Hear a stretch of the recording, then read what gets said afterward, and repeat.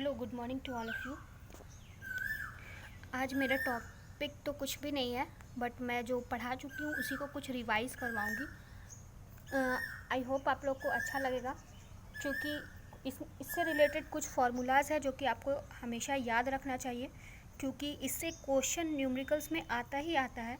तो मैं आपको एक सजेस्ट करूँगी कि आप या तो इन फार्मूलाज़ को किसी डायरीज़ या अपने कॉपी पे लिख लें, ताकि आप टाइम टू टाइम इसे रिवाइज़ करते रहें।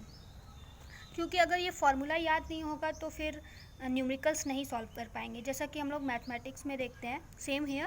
तो आप कहीं पे भी इसको लिख लें या फिर एक टेबल बना करके अपने स्टडी टेबल के पास चिपका लें, ताकि टाइम टू टाइम ये आपका रिवाइज़ होता रहे।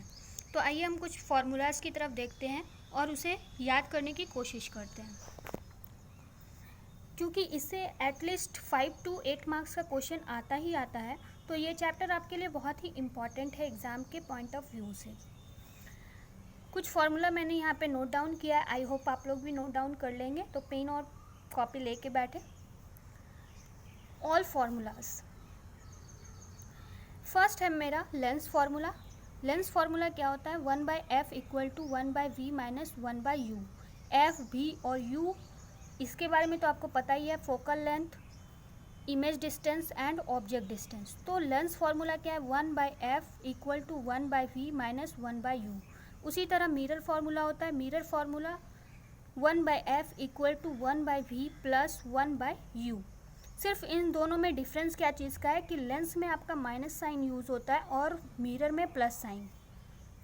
f = r/2।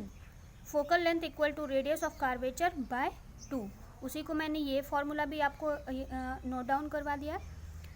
थर्ड है हमारा मैग्नीफिकेशन। मैग्नीफिकेशन जिसको हम लोग स्मॉल m से भी डिनोट करते हैं। मैग्नीफिकेशन इक्वल टू क्या होता है कि h'/h, मतलब height of image by height of object, या फिर इसको हम लोग कभी कभी u और v के फॉर्म में भी देखते हैं। तो जब लेंस का मैग्नीफिकेशन निकालेंगे तो उस समय हम लोग v/u डिनोट करेंगे, और जब इसको मिरर में निकालेंगे तो -v/u। तो सिर्फ डिफरेंस क्या देख रहे हैं कि लेंस में आपका माइनस नहीं था और मिरर में माइनस आ गया। तो ईजिली हम लोग याद कर सकते हैं।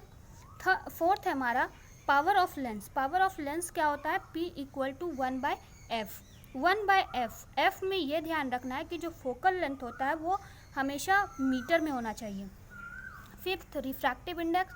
रिफ्रैक्टिव इंडेक्स का फॉर्मूला v1/v2 = n2/n1।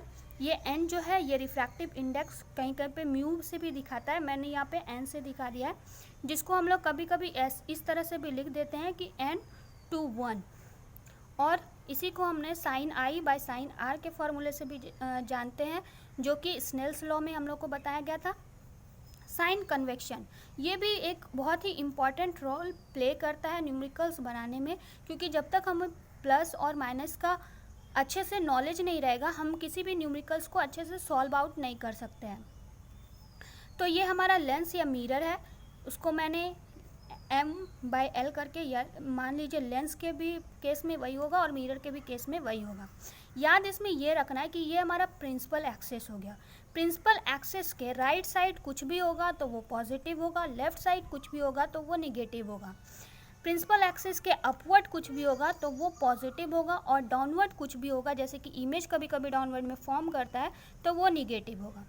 तो चार चीज़ याद रखना है। राइट होगा, अगर प्रिंसिपल एक्सिस के राइट में है तो पॉजिटिव, प्रिंसिपल एक्सिस के लेफ्ट में है तो नेगेटिव, प्रिंसिपल एक्सिस के अपवर्ड में है तो पॉजिटिव, प्रिंसिपल एक्सिस के डाउनवर्ड में है तो नेगेटिव। तो इससे क्या पता चलता है हमको कि जो भी आपका ऑब्जेक्ट होगा, क्योंकि ऑब्जेक्ट को तो हम लोग हमेशा लेफ्ट में रखते हैं, तो ऑब्जेक्ट हमेशा नेगेटिव साइन में होगा। ऑब्जेक्ट डिस्टेंस भी नेगेटिव साइन में होगा। ये तो हमारा नेसेसरी है, मतलब ऑब्जेक्ट को हम लोग लेफ्ट में रखते ही रखते हैं, तो इससे पता चलता है कि ऑब्जेक्ट हमेशा नेगेटिव में होगा। और हाइट ऑफ ऑब्जेक्ट पॉजिटिव होगा। इमेज अगर आपका in front of the mirror form करता है तो वो क्या होगा? आपका पॉजिटिव होगा, और बिहाइंड द मिरर फॉर्म करता है तो वो नेगेटिव होगा। अगर प्रिंसिपल एक्सिस के डाउनवर्ड में फॉर्म करता है तो वो नेगेटिव होगा, अगर प्रिंसिपल एक्सिस के अपवर्ड में फॉर्म करता है तो वो पॉजिटिव होगा। इसी को मैंने इस तरह से भी दिखाया है, आप लोग भी समझने के लिए ये देख लें कि अप साइड में पॉजिटिव, डाउन साइड में नेगेटिव, राइट में पॉजिटिव एंड लेफ्ट में नेगेटिव। यहाँ पे मैंने u जो कि ऑब्जेक्ट डिस्टेंस है ऑलवेज नेगेटिव होगा। फोकल लेंथ आपका किसी किसी में चेंज होता है तो उसको देख लेते हैं। फोकल लेंथ ऑलवेज नेगेटिव होगा किसमें, कनकेव लेंस या मिरर में। कनकेव लेंस या मिरर की जब भी बात होगी तो फोकल लेंथ नेगेटिव होगा। वहीं फोकल लेंथ ऑलवेज पॉजिटिव होगा कॉन्वेक्स लेंस और मिरर में। कॉन्वेक्स लेंस और मिरर में फोकल लेंथ हमेशा पॉजिटिव होगा। How to determine the nature and size of image, कैसे हम लोग नेचर और साइज ऑफ द इमेज को डिटरमाइन करेंगे।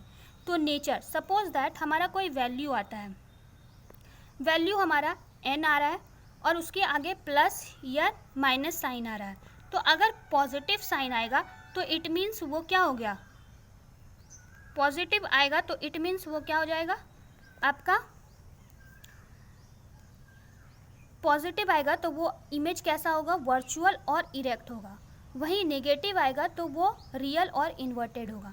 एन क्या शो करता है, तो मैग्निफिकेशन शो करता है कि क्या वो मैग्नीफाइड हो रहा है या सेम साइज का बन रहा है या डिमिनीज हो रहा है। ये सब किस पे डिपेंड करेगा, आपका एन पे। एन मतलब कोई भी नंबर, अगर वो एन लेस देन 1 है तो इसका मतलब जो इमेज फॉर्म होगा, साइज ऑफ द इमेज जो होगा वो डिमिनीज होगा। एन अगर इक्वल टू 1 है तो सेम साइज का होगा। एन अगर ग्रेटर देन 1 है तो लार्ज साइज इमेज फॉर्म करेगा। इसी के साथ मैं आपके लिए कुछ प्रीवियस ईयर का क्वेश्चन भी लेके आई हूँ। आई होप आप लोगों को अच्छा लगेगा, क्योंकि प्रीवियस ईयर के क्वेश्चन से ही हमें पता चलता है कि किस टाइप का सीबीएसई क्वेश्चन पूछता है। तो मैं शायद 2019 का पेपर से कुछ क्वेश्चन लाई हूँ। तो ये है state law of reflection of light, ये आपका 2 मार्क्स का क्वेश्चन आया है। State laws of reflection of light, तो ये मैं आपको बहुत ही अच्छे तरीके से पढ़ा चुकी हूँ और आप लोग को याद भी होगा। 2 लॉ होता है, first angle of incidence is equal to the angle of reflection and second is incident ray, reflected ray and normal at the point of incident all lies in the same plane. Second हमारा है question, define absolute refractive index and express it mathematically. बहुत ही easy question है हमारा। तो absolute refractive index क्या होता है, it is the ratio of the velocity of light in the vacuum to the velocity of light in a medium. इसी को हम लोग यहाँ पे फॉर्मूलाज लिख के भी दिखाए हैं। Absolute refractive index equal to velocity of light in vacuum by velocity of light in medium. इसी को हम लोग मैथमेटिकली जब एक्सप्रेस करेंगे तो n इक्वल टू c/v लिखते हैं। थर्ड हमारा है क्वेश्चन कि draw a label ray diagram to show the path of reflected ray corresponding to the incident ray of light parallel to the principal axis of a convex mirror. Mark the angle of incidence and angle of reflection on it. ये भी आपका 2 marks का question पूछा गया है, बहुत easy question है। अगर आप अच्छे से इस चैप्टर को पढ़े रहेंगे तो आप ये 6 मार्क्स के क्वेश्चन ईजिली बना सकते हैं।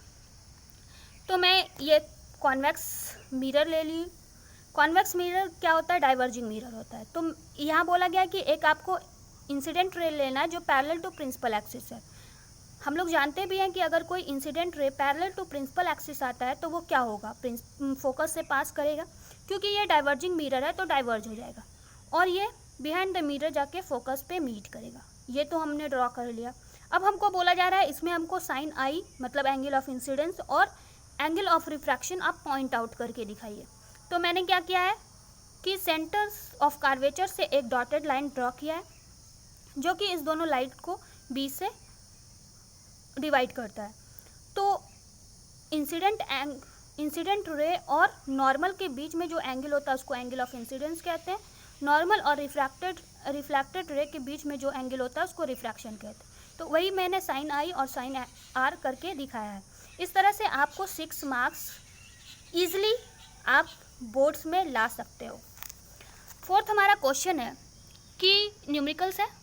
A concave mirror has a focal length of 20 centimeter. At distance from the mirror should a 4 centimeter tall object be placed so that it forms an image at the distance of 30 centimeter from the mirror. Also calculate the size of the image formed. ये आपका 3 marks का question है. As a numericals इसे solve करना है. बहुत ही easy question है, बस ये ट्रिकी है, तो इसमें थोड़ा सा ध्यान रखना है हमको. ये मैंने सॉल्व आउट किया है कि आपका फोकल लेंथ कितना दिया हुआ है 20. फोकल लेंथ माइनस में होगा, -20 सेंटीमीटर एज्यूम हमने किया है क्योंकि हमें यहाँ पे 30 सेंटीमीटर दिया हुआ है, लेकिन ये नहीं बताया गया है कि ये कैसा इमेज फॉर्म कर रहा है, मतलब आई मीन रियल और इन्वर्टेड. इसीलिए मैंने इसको एज्यूम कर लिया है कि -30 कर लेते हैं. हाइट 4 सेंटीमीटर दिया हुआ है. अब हम इसमें, क्योंकि ये केस आपका मिरर का है, तो मिरर फॉर्मूला लगाते हैं. 1/f = 1/v + 1/u. 1/u को हमको सेपरेट करना है क्योंकि हमारे पास फोकल लेंथ भी ऑलरेडी दिया हुआ है और इमेज डिस्टेंस भी दिया हुआ है. हमें चाहिए क्या, तो ऑब्जेक्ट डिस्टेंस चाहिए. ऑब्जेक्ट डिस्टेंस के लिए मैंने 1/u को सेपरेट आउट किया है और 1/v - 1/f किया है. अब हम लोग वैल्यू पुट कर देंगे, तो 1/v, v का वैल्यू क्या था -30 और फोकल लेंथ का वैल्यू क्या था -20. तो मैंने वैल्यू यहाँ पे पुट कर दिया है. उसको सॉल्व आउट करने के बाद 1/u आपका कितना निकलता है -1/-60. तो u का वैल्यू निकालेंगे, इसको रेसिप्रोकल करेंगे तो u = -60 सेंटीमीटर निकल जाएगा. जब हमारा आपको इमेज डिस्टेंस पता चल गया, अब हम इसको मैग्नीफिकेशन का फॉर्मूला लगा करके मैग्नीफिकेशन कितना हुआ वो जानेंगे. Magnification is m = h-h equal to, mirror में क्या होता है मैग्नीफिकेशन का फॉर्मूला -b/u. तो h-4, 4 आपका हाइट ऑफ ऑब्जेक्ट दिया हुआ था, -30 / -60 इसको मैंने डिवाइड आउट किया है, तो h- मतलब इमेज का हाइट आपका कितना निकल रहा है -2 सेंटीमीटर. तो इमेज हाइट कितना निकल रहा है 2 सेंटीमीटर. यही तो आपको बताना था, what calculate the size of the image formed, यही तो हमको जानना था. तो हमारा निकल गया क्या कि -2 सेंटीमीटर. नेक्स्ट क्वेश्चन है हमारा, a 5 metre tall object is place perpendicular to the principal axis of a convex lens. बात किसका हो रहा है, लेंस का हो रहा है. At the focal length of 20 centimetre, focal length हमें 20 सेंटीमीटर दिया हुआ है. Distance of the object from the lens is 30 centimetre. Find the position, nature, size of the image formed. तो पहले हम लोग ये समझते हैं कि हमें एक, सपोज दैट एक रफ डायग्राम बनाते हैं कि ये हमारा लेंस है, ठीक है. यहाँ पे f1 और ये f2 आपका हो गया 2f1, यहाँ पे आपका f2 और ये आपका 2f2 हो गया, ठीक है. हमें ऑब्जेक्ट कितना मीटर टॉल लेना है 5 metre. Perpendicular to the principal axis convex lens, focal length आपका 20 दिया हुआ, तो ये आपका 20 सेंटीमीटर हो गया.